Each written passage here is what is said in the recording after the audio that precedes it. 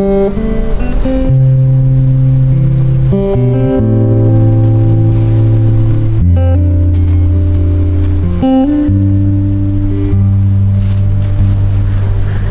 am the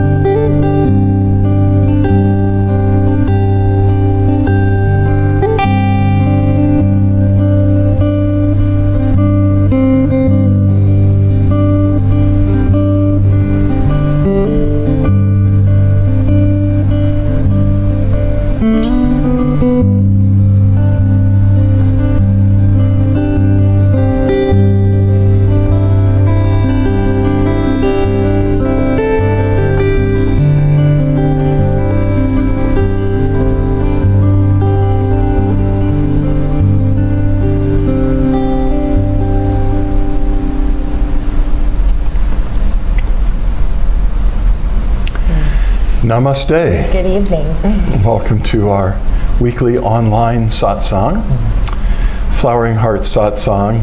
Satsang means community of truth. In this case, wherever two or more people on the path of awakening come together, there's a satsang.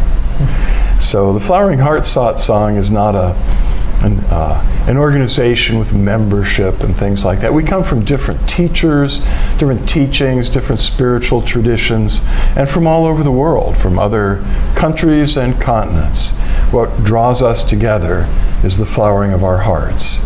Part of awakening and the process of transformation is to discover the divine spark that dwells within us at the center of our being, which is in fact the source itself.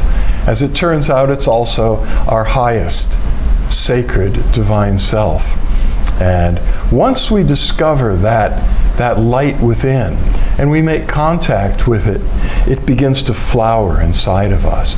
It begins to radiate and unfold and shine out, penetrating all the layers of our being, right through the physical layer, which is the most outward layer, out into our relationships, and into the world. It ripples out to infinity. So that's what the world needs to happen. We have to awaken because we've been in the grips of a delusion of separateness, of limitation in time and space that has led to a global civilization rooted in competition, conflict, and violence. In order to change that, we need to ascend to a higher state of consciousness rooted in cooperation, harmony, and peace. As that happens, the world will be transformed. So glad you're part of this process.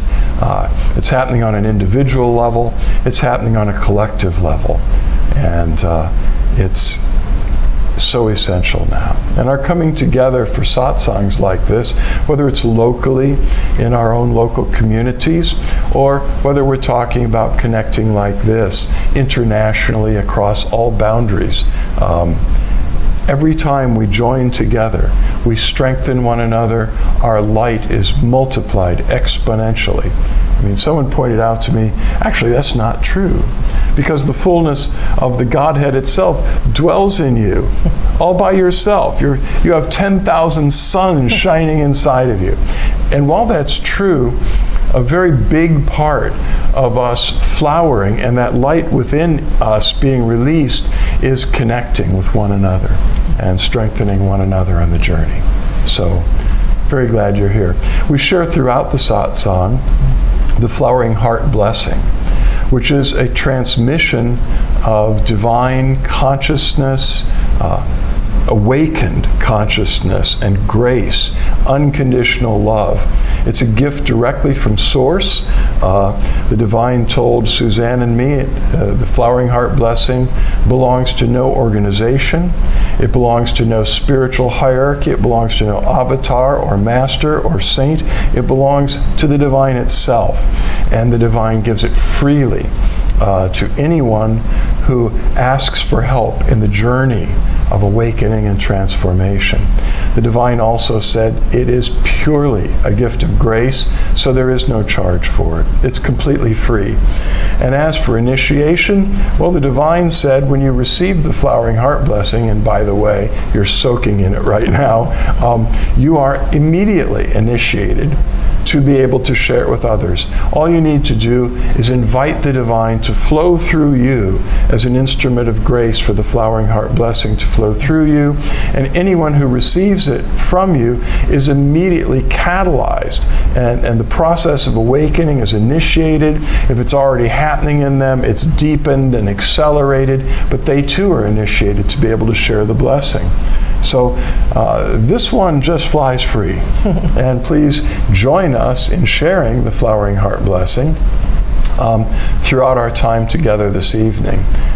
If you come to us from some other spiritual group that has its own form of blessing or Diksha or Shaktipat, please, as long as it's coming from Source and its purpose is to catalyze awakening and the flowering of the heart in the receiver, feel free to share your blessing with us as well. And just keep the floodgates open through the entire satsang tonight. Is there anything we need to announce? I don't think so. I don't think so. Wow. Okay. So what we do after beginning with 10 minutes approximately of just silent meditation or just holding space, invoking the presence, we open it to questions and answers about the spiritual journey, about awakening, about divine union and God realization. It could be something that you're experiencing in your own journey or your own spiritual practice that you'd like some clarification or some light shined on it. When you ask your questions, the divine inspires us, and it helps all of us, because while each of us has a uniquely different journey, it's interestingly the same. And we go through similar experiences and similar challenges along the way. So when you share yours with the group, it helps us all. And feel free to share breakthroughs. If you recently became fully enlightened, we'd love to hear about it. I'm being a bit flippant there, because the journey of awakening isn't a destination. It is an infinite journey. The universe that we're living in is beyond our comprehension, but just the physical aspect of it is expanding at the speed of light, which is unimaginable, you know. And there are over 50 billion galaxies, and each one of them has countless billions of stars in them, and who knows how many other beings and other civilizations there are. But I remember Carl Sagan years ago, who identified himself as an atheist at the time. He said it's absolutely irrational, illogical, and makes no sense at all to think that there is not other sentient life in this universe. It's not possible. Statistically impossible. Yeah. So, okay. And then later on, we're going to be doing, so even though we're sharing the Flowering Heart Blessing, and we're just all soaking in it now, a little bit later on after the discussion, questions and answers, we'll be taking strong intentions for whatever specific needs and yearnings and challenges that you've brought with you here tonight. And we'll conclude with the open eye light meditation at the end, which we'll talk about when we get there. So feel free to type in any questions you might have. If you're at Vimeo or you're here on Facebook Live, just type it in the chat. Oh, and yes, if you don't type in a specific comment in the chat, if you would, and even then, if you'd give us a like or a love, then at the end, after we're done, we always open that up, and Suzanne and I look at the list of names of people who dropped in during the satsang, and it really warms our hearts, and I think you get a little extra trickle of blessing. Just suspect. Yeah. And so far what I'm seeing is a request from CJ asking healing prayers and blessings for my dog Snow, as she's very sick. And yes, we will certainly keep that in our intentions and prayers later on. So we'll wait just a few minutes and see if anyone has something. And you know, what I often do when I'm invited to speak or share a question or an answer is I check inside, because oftentimes all I want to do is just float in the presence, and that's enough, and that is enough. But I ask inside, I ask my personal divine, is there something that you'd have me to share or ask tonight? And it seems like when I even ask my inner divine, that elicits an inspiration from the divine within to share something or to ask something in satsang. So try it out. We were the subject of our monthly interfaith communion with the Cosmic Christ yesterday. It was kind of interesting. It was like, rest silently in the divine presence and also speak to your divine. It's not a mutually exclusive thing. It's so easy to just float in the presence. And in the context of the interfaith communion with the Cosmic Christ, we could speak of it as knowing the Cosmic Christ and just opening to basking in that presence, in silence, receptive silence. That's really important, and that's a lot what mindfulness is and other spontaneous forms of meditation, centering prayer, whatever the tradition, just invoking the presence and yielding to it and letting go. And I believe that is an essential practice, but not necessarily enough. There's something else that's called for in deepening our connection and our oneness with the divine presence, and that's talking to the divine presence and listening. Silence isn't always just like, I just want the mind to stop, I don't want any images, I don't want any words, I don't want, just, which is great. But to actually ask, seek, knock, pour out your heart to your personal divine in whatever way you relate to that, and listen. There's a scripture I particularly love, Jeremiah 33:3. Call to me, and I will answer you and show you great and mighty things which you do not know. And I don't know about you, but I was like seeing more and experiencing more.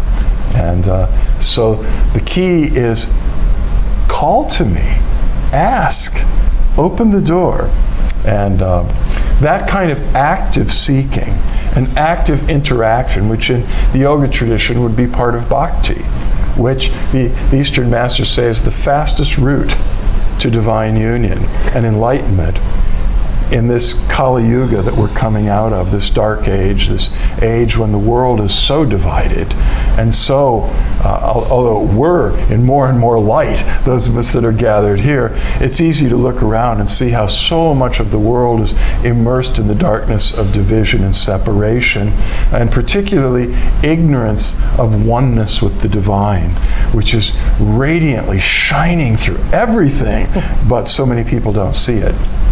And a key to opening that door is to enter into a bhakti kind of divine romance with our personal divine.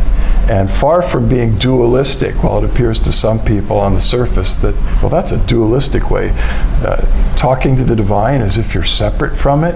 No, it's having a conversation with a part of ourselves, but a bigger part, the biggest part. And so much happens when we begin to dance with the divine in that way. So, okay, let's see. Ekaterina, I feel less and less from this earth. I don't like sex the way I used to. I don't like social media.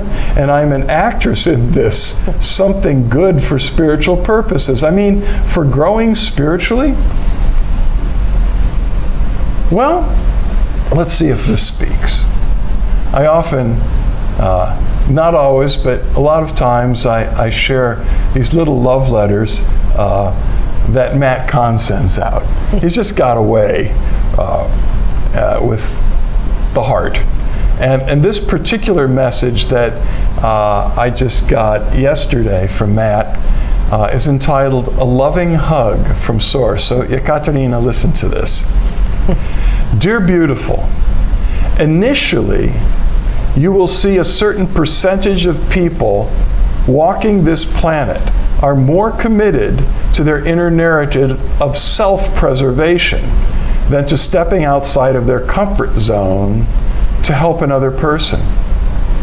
Knowing this can inspire disappointment in humanity and even a desire to go back home.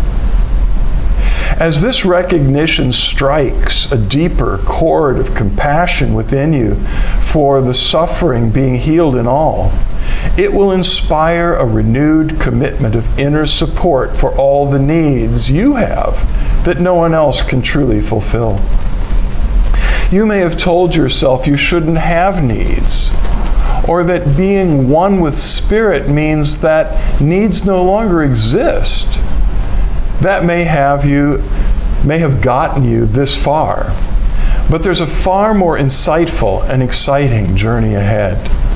One that requires the honesty and integrity of a personal self merged into oneness with the light of the eternal self in order for the cosmic turnaround to occur.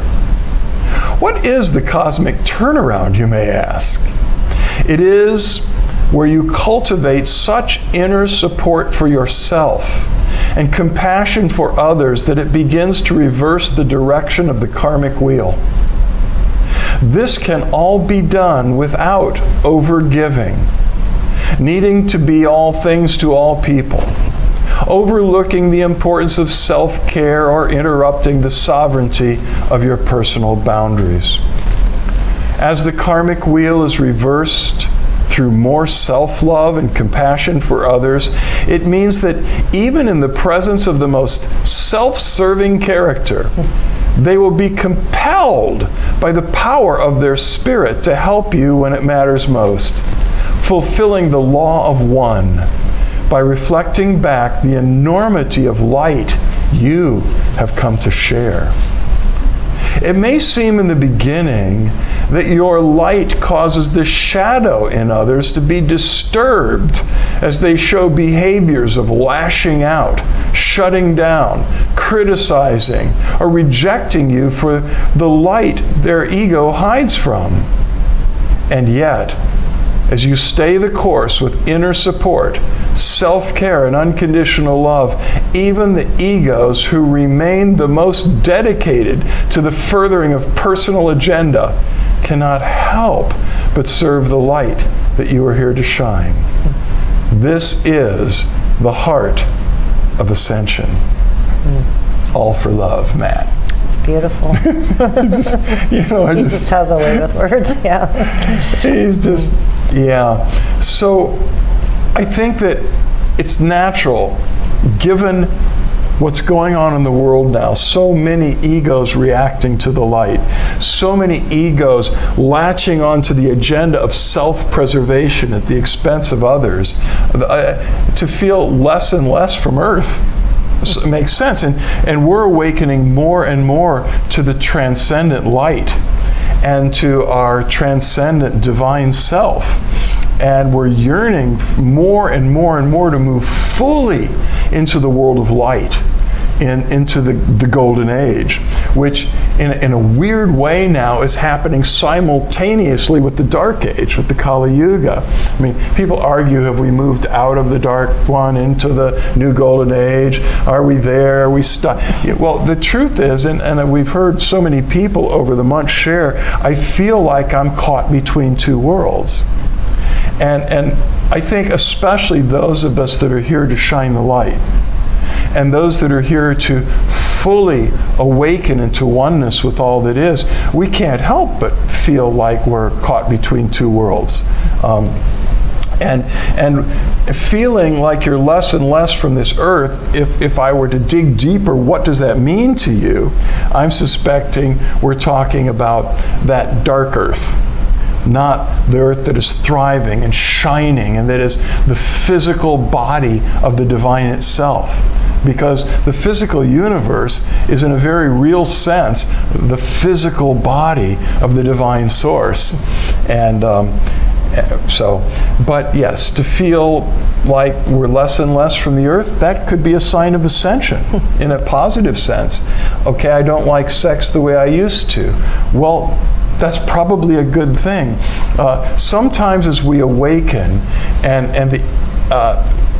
well, St. Bonaventure said, when we experience union, divine union, he said, and we come back to ourselves, it's like the world is black and white, and we don't feel the same yearning and attraction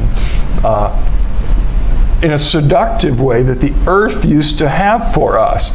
And the same is true for many when it comes to sex, which is a beautiful thing and something that the divine created.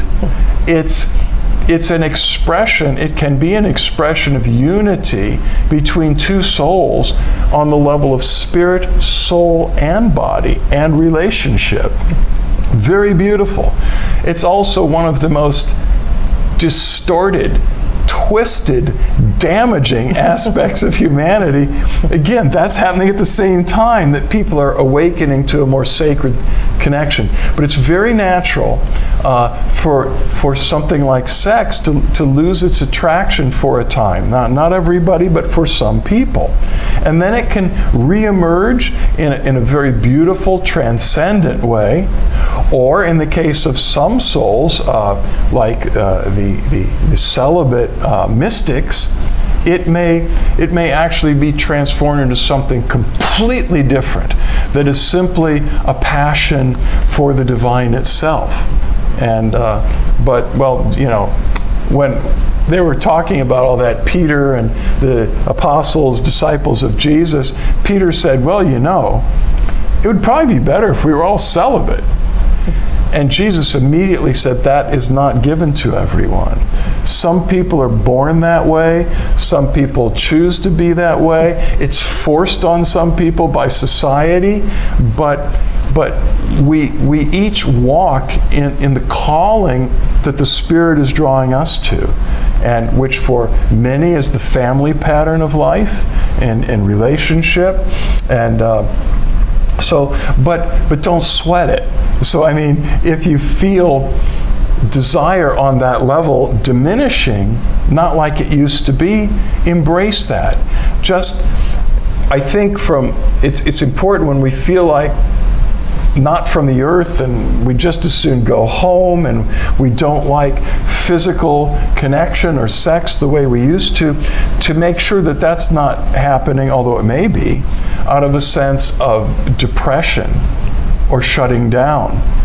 But the ego is shutting down. And honestly, the way we began probably this life is that our connection with the earth was very self-centered at the beginning. And our connection to sex may have been very self-serving and from ego-driven desire. People have told me that as they begin to awaken, that they actually lose excitement for creativity, for life. They used to be, I mean, you're an actress. I've heard this from musicians and authors, very creative beings that go, I just don't feel the motivation to create at this time.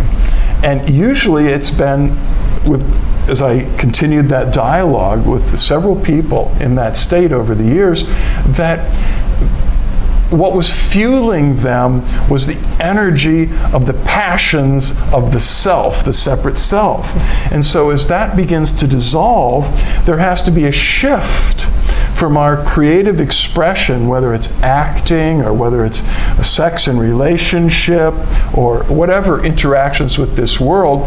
There's a shift from that being fueled by egotistical desire to it being inspired and fueled by the selfless divine within us, which is much more exciting, which is, I think, why Matt Kahn said there's a more exciting journey that's about to unfold.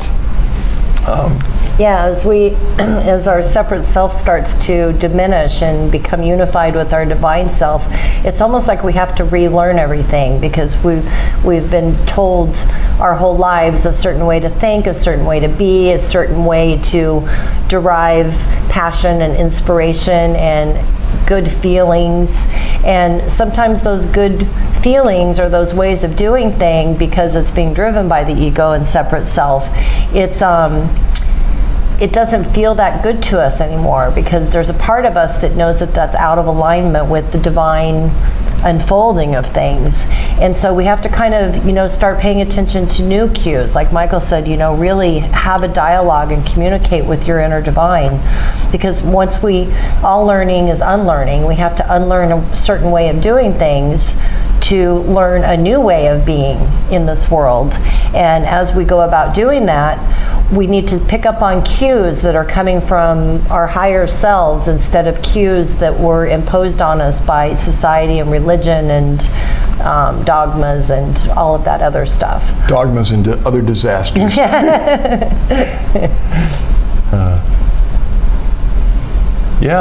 It's thank you for sharing that, though, because so many of us on the mystic path go through these times where life just seems to lose its attraction to us on so many levels. But that's so that can clear out and something much more intense and beautiful can unfold and begin to manifest in our lives. It makes sense too that you mentioned social media, because so much of our attraction to social media is like getting likes or wanting people to like us or sharing what our lives are about and getting positive feedback on it. And that feeds our separate self and our ego. So when we start to not care so much about those external things and go deeper into internal stuff, the attraction and the appeal just isn't there anymore. I mean, there were so many shows that I used to enjoy watching that I can't watch anymore. Going for things that are, very light and positive and heartfelt and make me look at the good side of humanity instead of all this drama and chaos and, solve these puzzles. We've talked a number of times over the years about the 6 needs of the mind or the ego, and we're not going to go through that right now, but there are these very real needs and desires that the mind has, or the ego, the separate self, has. And as long as it's in existence, these aren't like bad things. There are things you really need, like certainty, variety, significance, love, growth, and contribution. Those are them. Thing is, a lot of us get hooked in 2 of them, looking for love and looking for significance, which Suzanne was just sharing about, feeling special, feeling affirmed, feeling that people, like us and pat us on the back and appreciate us. That's the need for significance. We all need to feel like we matter. Like, people see us. We're not invisible, and they like us. Thing is, in that teaching, one of the powerful truths, I think, that come out of that particular teaching about the 6 needs is that if we seek for love, we're going to blow it. The peace prayer of St. Francis, Lord, let me not so much seek to be loved as to give love. Let me not so much seek to be consoled as to give consolation and peace to others. And okay, so, and when we seek significance, oh my God, I mean, in India, they used to tell us over the years again and again and again that one of the main enemies to awakening and freedom from the separate self is the craving for significance. Now, we need some, because these are needs. Again, these aren't bad things. But if we are putting all of our energy into trying to become significant, I want to be a famous, acclaimed actress, then I think what happens, because that's all ego-driven. So it's funny, but, it's not really funny at all, but if we put too much energy into seeking love or significance, everything is out of whack in our lives. But as that begins to lose its grip, the need to be significant in the world, the need to be loved, then we find ourselves drawn to growth and contribution. And as we engage the spiritual journey more and more, pursuing growth and transformation, what Matt Kahn might call self-care, taking care of yourself and growing up, And one of the first things that begins to happen after we awaken is we start to clean up and grow up. Thank you, Ken Wilber. So when we seek growth, spiritual and personal growth, and to make a contribution to help humanity, to help the world, to serve the greater good, guess what happens? Suddenly, we rediscover significance in a way that's free of ego. It's a very beautiful thing. It's a very healthy thing. And we can rediscover human love in a whole new way that's very, very pure, because it's flowing out of our spiritual growth and our engagement with humanity to make a selfless contribution born of unconditional love. And that just reminded me of, like Michael was saying, oftentimes artists will lose their passion for what they're doing because they're not craving that significance anymore. So they have to relearn how to do what they love in a way that, like, say, for being an actor or an actress, that you are, maybe when we're less mature, we're acting because we like the attention, we like the drama, we like improving our skill sets. It feels good. It feels good. It does. Yeah. And then when we start to shift into a more awakened heart and space, that shifts from, this makes me feel good, to I really want to act because I want people to feel bigger depths of humanity, feel deeper meaning in life, feel, that's what I was saying about the new movies that we're watching. And so it's like trying to create music, not so you'll be popular, but creating music because you want to move the souls of the people that are listening to it. Or just the pure joy of expression. Right. Just expressing your divine nature, But that's also a really beautiful point to be at, because you can learn so much more about yourself.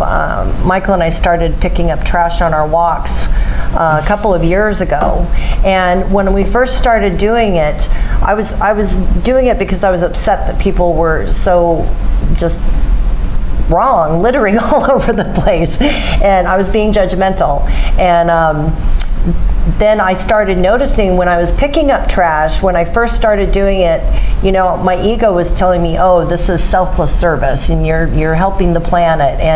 But I noticed when my ego would come up, oh, I wonder if those people saw that I picked up the garbage, or, oh, I wonder if this is helping inspire others because they're watching me. And so every time the ego came up with that stuff, I paid attention to it, and it became really, really funny how tricky the ego is.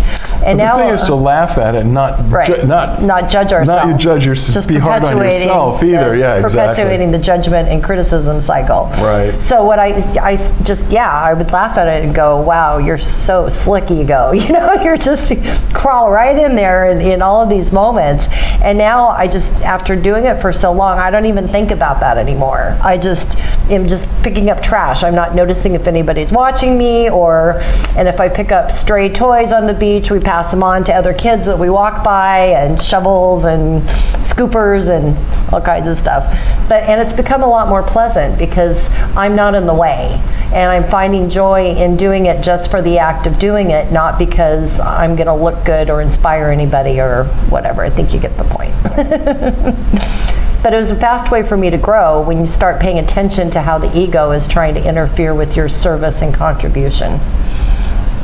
Yeah. Yeah. All righty. Any other questions, comments?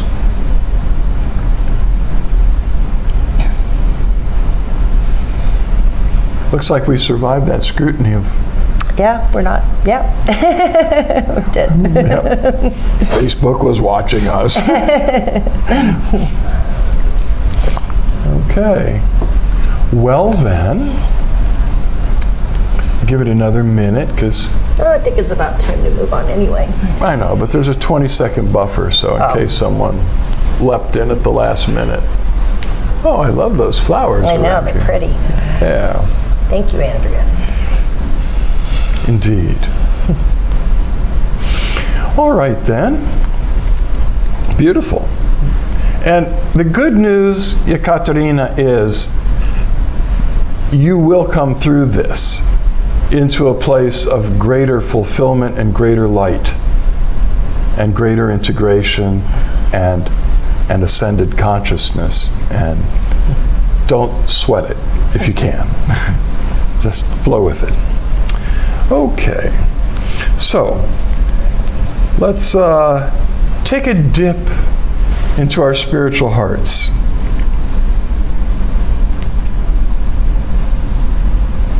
Close your eyes and just dive into your sacred space, your spiritual heart.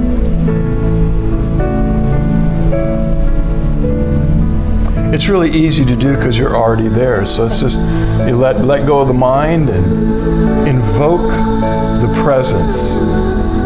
The presence is not far above you. The presence is not out there somewhere. The divine source is resident, residing within you at the core of your being. And it has just been waiting for us to welcome it, to call upon it, to invoke it, to ask it to unfold within us and to begin to shine at the center of our being. This presence has never been far from any of us. It never really hid from us. We were distracted. This divine loves you unconditionally, exactly as you are. There's nothing you could do to make this divine love you any less than it does right now. It yearns to embrace you, to awaken you, to transform you, to pour into your life all the things and the graces and the insights that you need to flower. It knows much better than you or I what you need and what you're ready to receive tonight. So let us just invoke the divine and open ourselves to this grace of unconditional love and receive exactly what we need. If you have a specific need, like CJ and your beautiful dog, then just hold that intent in your heart. The divine knows all about it. Words are not required. Just ask and then let go and receive and welcome the flowering heart blessing as it's pouring out to you from within and from all directions.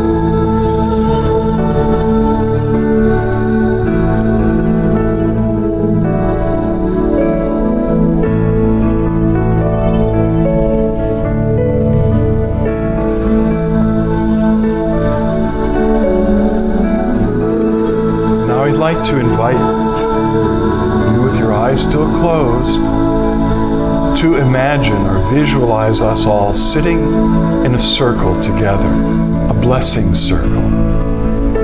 And I want to invite you, if you're weighed down with any problems or needs, situations, just leave them in the center of the circle.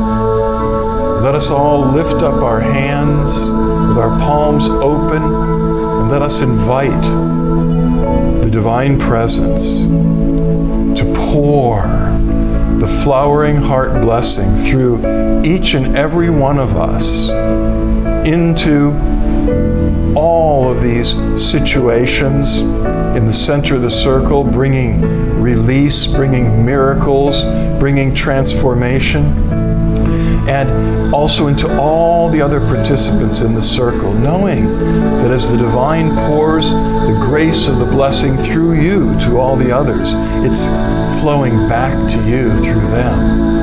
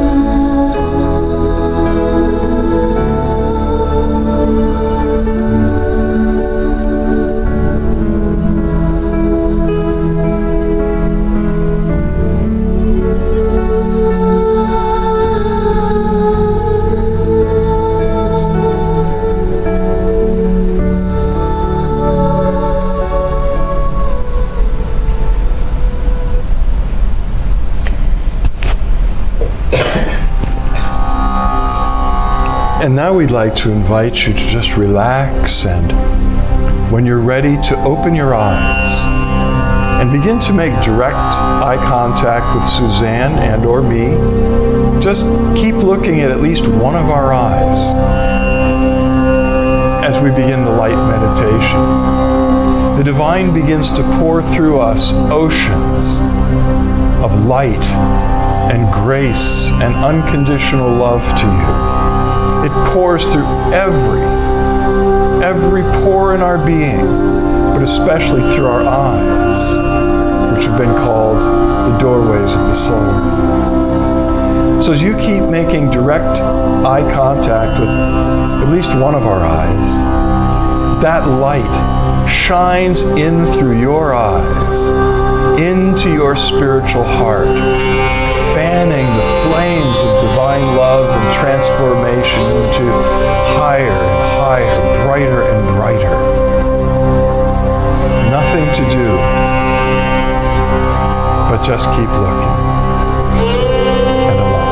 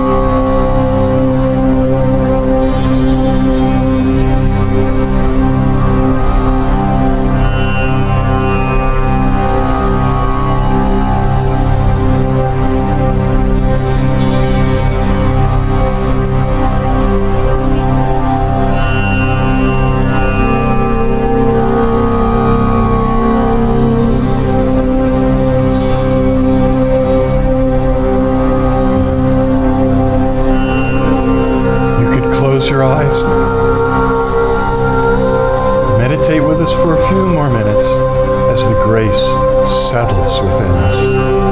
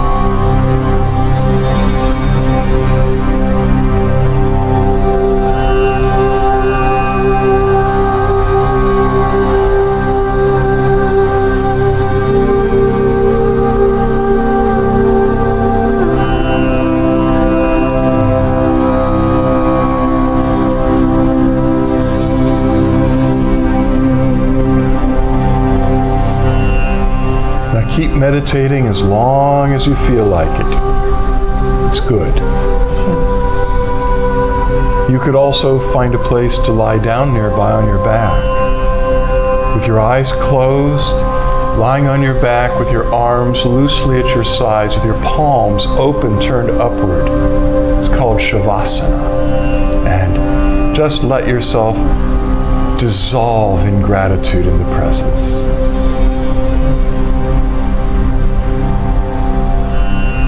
We love you very much. And much love, light, and blessings until we connect again. Until then, the divine within us sees and acknowledges the divine within you, and we bow to you. Namaste. Namaste.